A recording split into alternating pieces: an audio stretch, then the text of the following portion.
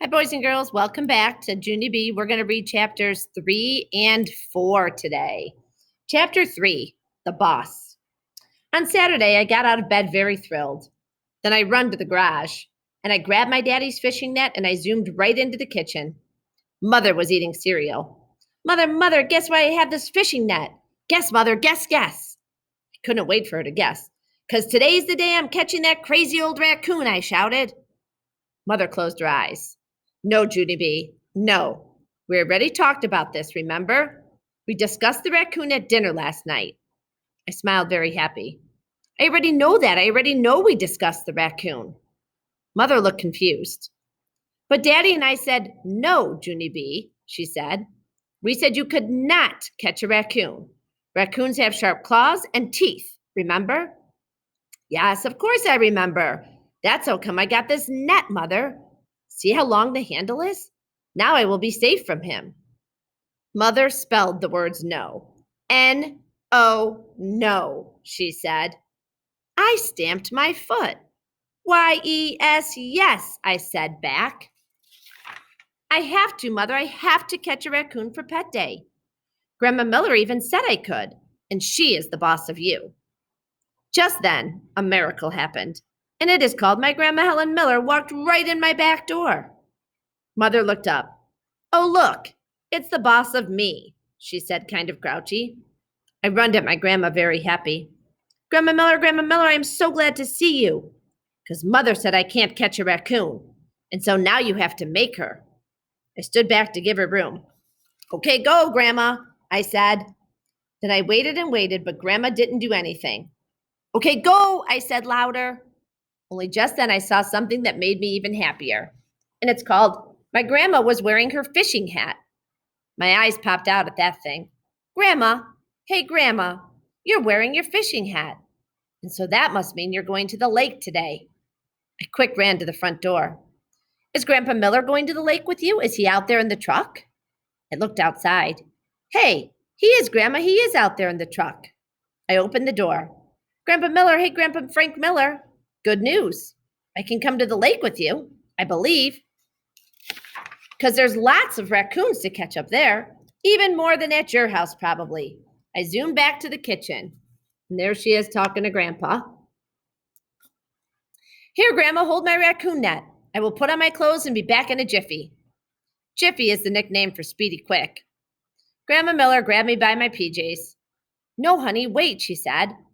I'm afraid you can't come with us today. We're meeting some friends and we're already late.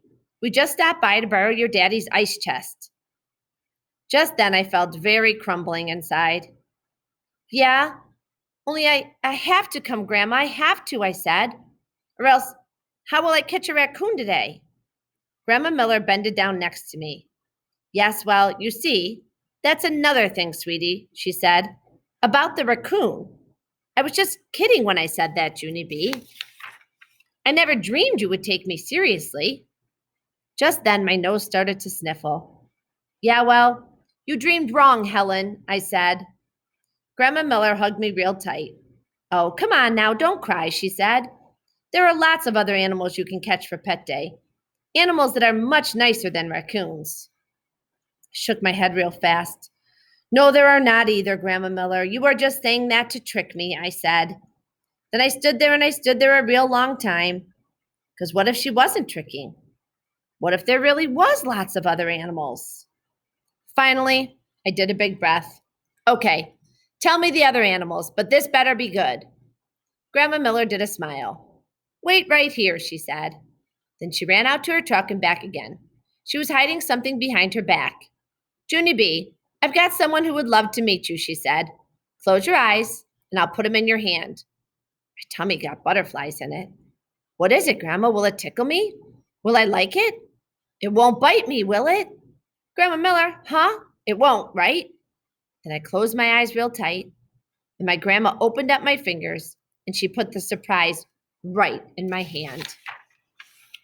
Oh, chapter 4 is called Ooey Gooey, and there's Grandma Miller about to put something in Junie B's hand while Junie B waits. Ooey Gooey, I wonder what it is.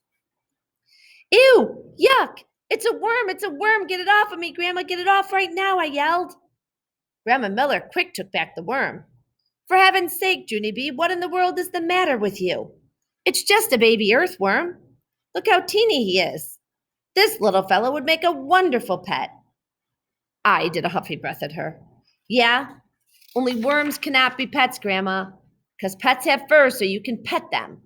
And worms just have ooey gooey skin.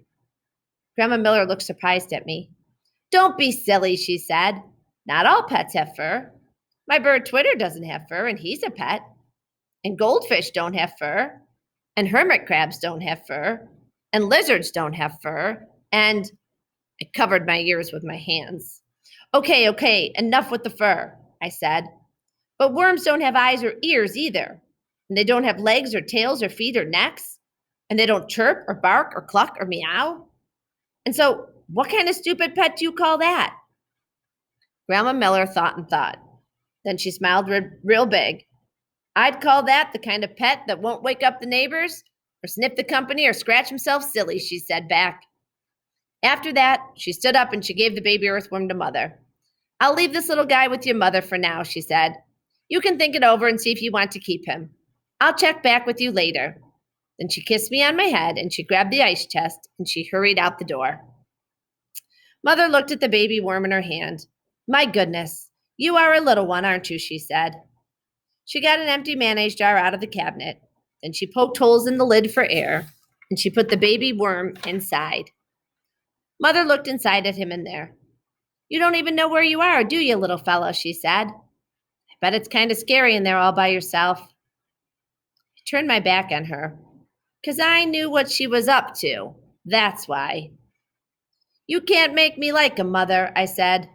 Nobody can make me like him. Of course not, said Mother. But just because you don't like him doesn't mean I can't like him. She talked to the worm some more. Maybe you'd be happier if you had some dirt to crawl around in, she said. Let's go outside and see what we can do. After that, Mother put on her jacket and she went outside and she digged in the dirt from her garden. She came inside and showed me the jar. It looked kind of cute in there.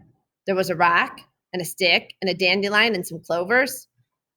I peeked at the baby worm. He peeked back, I think. There she is. Yeah, only I still don't like him, I said, kind of softer. I rocked back and forth on my feet. And anyway, even if I did like him, I don't know what worms eat.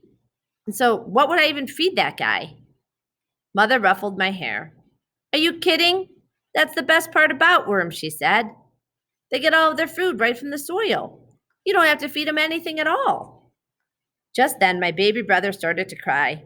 Uh-oh, the baby's crying, she said. Here, take this. Then she quick handed me the jar and she run right out of the room. That's the end, boys and girls. Next time we meet, we'll read the next chapter.